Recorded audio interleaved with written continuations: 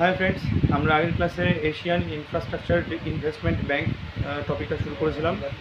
তো একটুখানি বাকি আছে। তারপর আমি বলেছিলাম যে আজকে নতুন একটা টপিক শুরু করব। হ্যাঁ, মাইনর টপিক, মেজর নয়। মেজর টপিক আমরা নেক্সট ক্লাসে শুরু করব, মেজর নেক্সট ক্লাসে শুরু করব।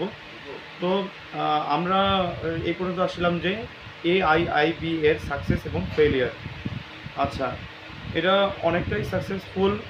বিশেষ করে ইন্ডিয়ার ক্ষেত্রে ইন্ডিয়া বেশ কয়েকবার লোনও নিয়েছে এবং তাতে সাহায্য মানে কি যে পেয়েছে যথেষ্ট। তো আর হচ্ছে কি যে তো প্রায় 87টা 2021-এ একুশ পর্যন্ত 87টা প্রজেক্ট কিন্তু কমপ্লিট করেছে বিভিন্ন দেশের। এটা কম নয়। আর এনার্জি সেক্টরে প্রায় হচ্ছে কি 31.5% শেয়ার তখনকার মানে কি ডেটা হিসেবে ছিল আর কি। ইনভেস্টমেন্ট মানে কি করা হয়েছিল, যত হচ্ছে কি যে ইনভেস্টমেন্ট করা হয়েছে তার মধ্যে এনার্জি সেক্টরে সবচেয়ে বেশি হচ্ছে কি যে ইনভেস্ট করা হয়েছে। তো এনার্জির দিক থেকে চিন্তা করলে যে এটা খুবই ভালো একটা অ্যাচিভমেন্ট বলা যায়। আর ইন্ডিয়ার ক্ষেত্রে সাকসেস বলতে বোঝায় যে অন্ধ্রপ্রদেশের রুরাল রোড প্রজেক্ট কমপ্লিট করেছে, সাস্টেনেবল রুরাল স্যানিটেশন সার্ভিসের প্রোগ্রাম কমপ্লিট করা হয়েছে ইজিপ্টের। হ্যাঁ, এরকম আরও অনেক বেশ কিছু প্রজেক্ট কিন্তু AIIB কমপ্লিট করেছে। তার মানে এটা যথেষ্ট ভালো একটা সংস্থা বলা যায়। আর ফেলিয়ার কি? ফেলিয়ার হচ্ছে কি যে অনেকে এখন নিড করছে যে হার্ড ইনফ্রাস্ট্রাকচার থেকে ধীরে ধীরে কম্প্রিহেন্সিভ ইনফ্রাস্ট্রাকচারে যেন শিফট হয়, এটাই ভালো হয়। ওকে, তো কেন এ কথার মানে কি? হার্ড ইনফ্রাস্ট্রাকচার আর হচ্ছে যে কম্প্রিহেন্সিভ ইনফ্রাস্ট্রাকচারের মধ্যে পার্থক্য কী আগে এটা বোঝা যায়। হার্ড ইনফ্রাস্ট্রাকচার হচ্ছে কি পার্টিকুলার কোনো একটা কাজের জন্য ব্যবহার করছি আমি। আর কম্প্রিহেন্সিভ ইনফ্রাস্ট্রাকচার হচ্ছে কি আমি একটা কাজের জন্য ব্যবহার করলাম, সেই কাজটা সম্পূর্ণ হলে আনুষঙ্গিক আরও বেশ কয়েকটা মানে কাজ আমার সম্পূর্ণ হবে। তো এটাকে বলা হয় কম্প্রিহেন্সিভ ইনফ্রাস্ট্রাকচার। ঠিক আছে? আচ্ছা, তাহলে কী বললাম আমি? প্রথম ক্রিটিসিজম হচ্ছে কি যে সবাই বলছে যে AIIB হার্ড ইনফ্রাস্ট্রাকচারে পয়সা ব্যয় করছে, যেটা কিনা করা উচিত নয়। বেশিরভাগ খেয়াল রাখা উচিত কম্প্রিহেন্সিভ ইনফ্রাস্ট্রাকচারের ক্ষেত্রে। ঠিক আছে? আর ফ্রেন্ডলি বা এনভায়রনমেন্টাল মানে ফ্রেন্ডলি প্রজেক্ট তুলনামূলকভাবে কম পাচ্ছে, যেটা কিনা খুবই মানে একটা নেগেটিভ সাইড হিসেবে ধরা যায়।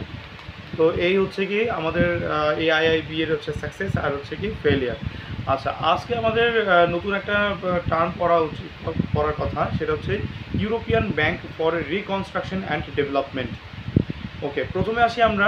এটা খুব একটা বড় টপিক নয়, এর জন্য আমরা এর সম্বন্ধে কিছু ইম্পর্টেন্ট ইনফরমেশন করব, আর সঙ্গে সঙ্গে আমরা এর বেনিফিটগুলো আমরা লক্ষ্য করব। ঠিক আছে? আচ্ছা, প্রথমে আসি আমরা 1991 মানে এই সম্বন্ধে কিছু ইনফরমেশনটা মানে মূল্যবান তথ্য হচ্ছে কি, 1 নম্বর, 1991 সালে এই সংস্থাটি প্রথম আসে মাল্টিল্যাটারাল ডেভেলপমেন্ট ইনভেস্টমেন্ট ব্যাংক হিসেবে। তার মানে বহুপাক্ষিক ইনভেস্টমেন্ট ব্যাংক হিসেবে এটা প্রথম আসে। ওকে, তো ইন্ডিয়া হচ্ছে কি 2018-তে এর মেম্বারশিপ নেয়। ঠিক আছে? আর কি এটা মেনলি প্রাইভেট সেক্টরের মানে কিছু মেনলি হচ্ছে সাপোর্ট করার জন্য এই ব্যাংকটি আসে। হ্যাঁ, যেগুলো মানে কি মানে ডেভেলপমেন্ট করতে হবে এরকম প্রাইভেট সেক্টর যাদের, সেই সবের ক্ষেত্রেই মানে প্রযোজ্য। আচ্ছা, এবার এর হচ্ছে হেডকোয়ার্টার হচ্ছে লন্ডন। তাহলে আরেকবার রিভিশন করি কী কী পড়লাম আমরা বললাম যে European bank for reconstruction and development যে ব্যাংক নামে যে ব্যাংক আছে সেটাও 1991 সালে আসে, মাল্টিল্যাটারাল ইনভেস্টমেন্ট ব্যাংক হিসেবে আসে, ডেভেলপমেন্ট ইনভেস্টমেন্ট ব্যাংক হিসেবে আসে। তারপর ইন্ডিয়া 2018-তে এর মেম্বারশিপ নিয়ে নেয়। আর মানে কি এটা মেনলি প্রাইভেট সেক্টরকে ডেভেলপমেন্ট করার জন্য এই ব্যাংকটি আসে, আর এর হেডকোয়ার্টার হচ্ছে লন্ডন। ঠিক আছে? আচ্ছা, এবার আসি যে ইউএসএ গভর্নমেন্ট না সব জায়গাতেই মানে দাদাগিরি দেখাতেই থাকে। ওদিকে IMF, এদিকে ওয়ার্ল্ড ব্যাংক, হ্যাঁ, আর ওদিকে হচ্ছে কি এশিয়ান ডেভেলপমেন্ট ব্যাংক। তো কী করা যেতে পারে? এখানেও কিন্তু তাই যে ইউএসের শেয়ার সবচেয়ে বেশি আছে এই EBRD ব্যাংকের ক্ষেত্রে। ঠিক আছে? আচ্ছা, এবার আসি আমরা বেনিফিট। এই ব্যাংকটা আসার ফলে মানে কি কি বেনিফিট পাওয়া যাচ্ছে।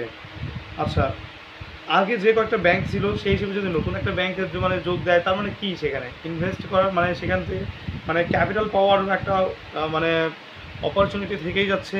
আর আরেকটা অপরচুনিটি হচ্ছে ইনভেস্ট করার অপরচুনিটি, যে কিছু কামিয়ে নেওয়ার একটা সুযোগ তৈরি হয়ে যাচ্ছে, ঠিক আছে। তারপর এটা সেকেন্ড অপরচুনিটি কি, যে মানে গ্লোবালি এটা কিন্তু মানে রেপুটেশন যথেষ্ট ভালো হচ্ছে দিন দিন। তার মানে ইকোনমিক প্রসপেক্টাস মানে মানে ইকোনমিক উন্নতির জন্য এর যথেষ্ট একটা অবদান থাকতেই পারে। থার্ড স্কোপ হচ্ছে যে আম,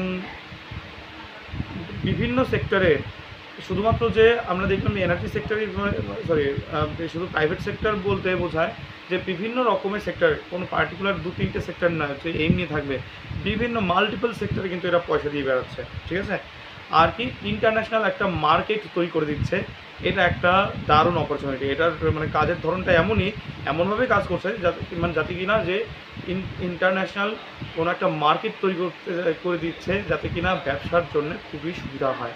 তো আজকের ক্লাসে এই পর্যন্তই, যে আমরা আজকের ক্লাসে পড়লাম যে AIIB এর সাকসেস অ্যান্ড ফেলিয়ার এবং EBRD ব্যাংকের হচ্ছে সম্বন্ধে কিছু গুরুত্বপূর্ণ তথ্য এবং তার বেনিফিট, ঠিক আছে।